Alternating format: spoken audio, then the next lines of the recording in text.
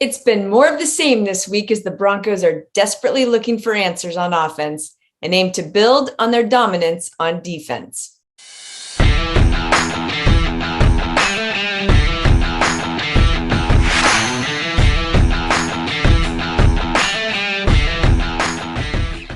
Hey everyone, please do me a favor and hit the subscribe button and the like button.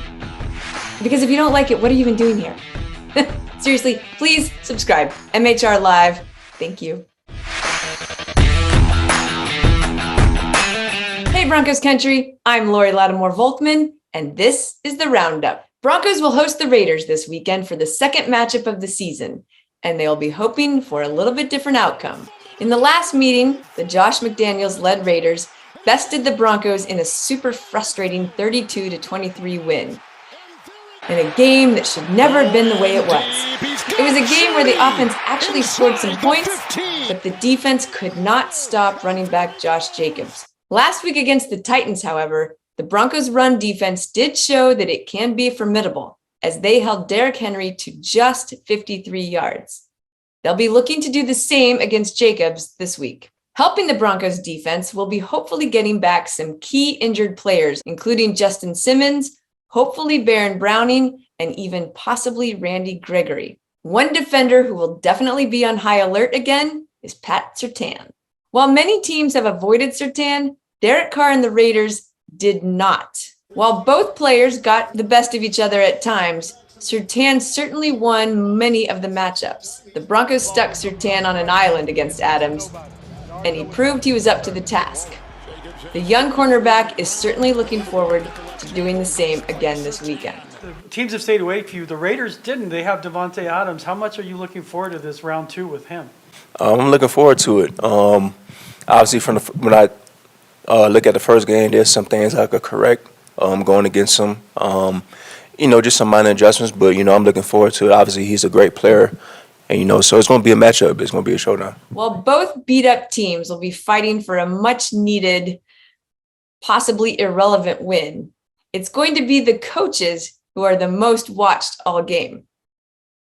Both Josh McDaniels and Nathaniel Hackett are on the hot seat. However, information came out this week that supposedly McDaniels' job is safe for 2023. That is not the case for Hackett.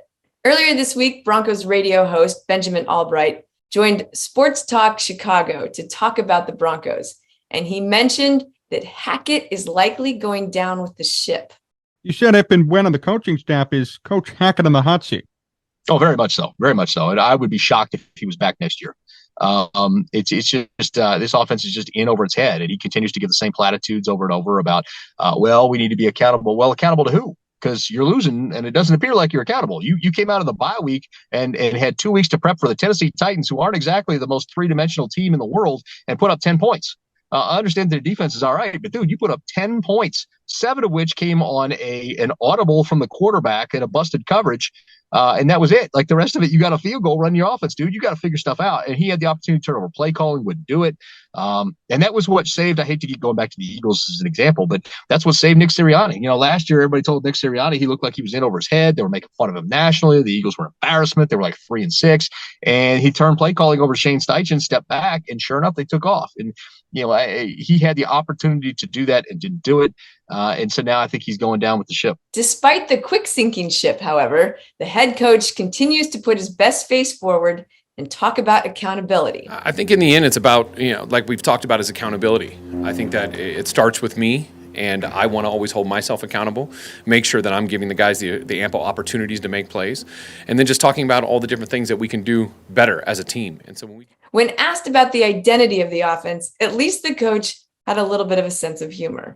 Coach, what would you say your offensive identity is right now? It's not a good one. He also acknowledged the poor performance of his offense and mentioned it has to change. It hasn't been a very successful offense, and we have a lot of things that we want to get better at, and we want to be sure that we continue those opportunities for the guys and continually get better options for the guys. And for us right now, a lot of improvement to be able to gain that identity. What do you? But Coach Hackett isn't the only one under pressure. highly scrutinized quarterback Russell Wilson also faces quite a test. While his job is safe because of the nature of his contract, if he wants to maintain the loyalty of Broncos country, he needs to do better. First of all, I got to play better. It starts with me. I got to find ways to make some more plays out there for us. I've been down before. Doesn't mean that we can't come out on the other end of it all. And what it takes a lot of work ethic, and it takes a lot of appreciation for continuing to give everything you have every day. A big question mark this week against the Raiders will be the Broncos' offensive line. Down to 3 third-string players last week against the Titans. A few of the starters, or at least only the second stringers, could be back this week. Tom Compton and Graham Glasgow are likely to be playing. Cross your fingers, Broncos country, because that's the best hope against a stout, even if underperforming, Raiders defensive line. Long list. Do you expect Tom Compton to play this week? We sure want him to. He's a player that's played a lot of games in this league. We need him. We need him for this team. So this is going to be a big week for him, I think, to be able to take a big step forward. Right now, we feel like we've dodged a little bit of a bullet with Graham. I think after kind of walking out on the field, seeing how he was reacting, I was a little nervous, but he's really bounced back very well. Regardless of the outcome on Sunday, it's very clear that Broncos country is losing patience with the team in general. So it will be important for this team to prove it has something to play for and something for fans to look forward to.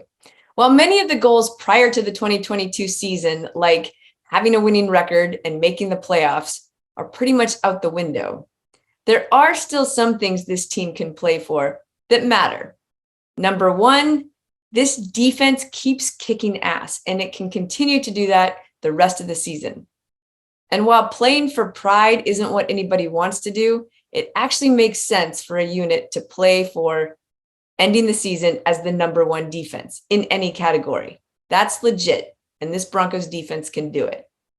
Unfortunately, the goals for the offense are set much lower, but it wouldn't be the worst thing in the world just to see this team string together a few wins, maybe even score more than 20 points. What a concept. 30's fine too, Broncos. You're allowed to go above and beyond.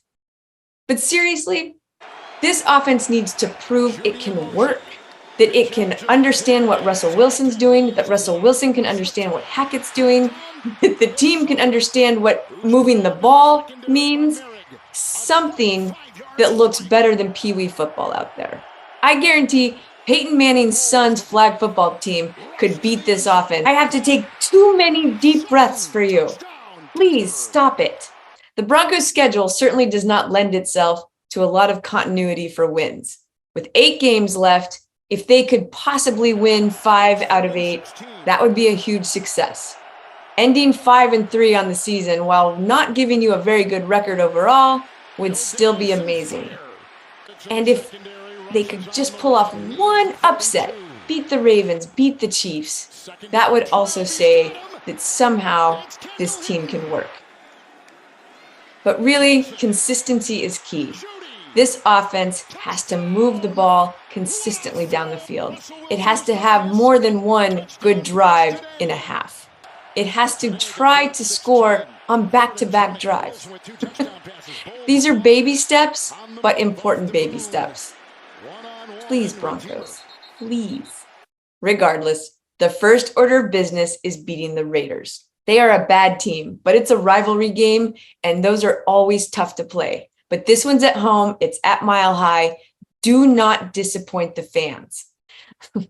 We hate this team. We hate their coach. We hate their uniforms. We hate their fans. Those are 4 great reasons to beat the Raiders on Sunday. Back in after that big penalty moved them back. Gordon the back, 2nd and 7. Russ going deep. Oh, and he's got him. He's got him at the 5. Hamler, first catch of the season. Let's have that deep half. Put him at the 3. Russ diving. Touchdown, Denver. Hackett, your job is on the line. Russell, your integrity is on the line, but that doesn't matter right now. What matters is us, Broncos country. We need this win. Kick the Raiders' ass, and we'll talk about the rest of the season next week. Because I want to say let's ride, but I want to mean it. And right now it's like, No. Let's ride, damn it.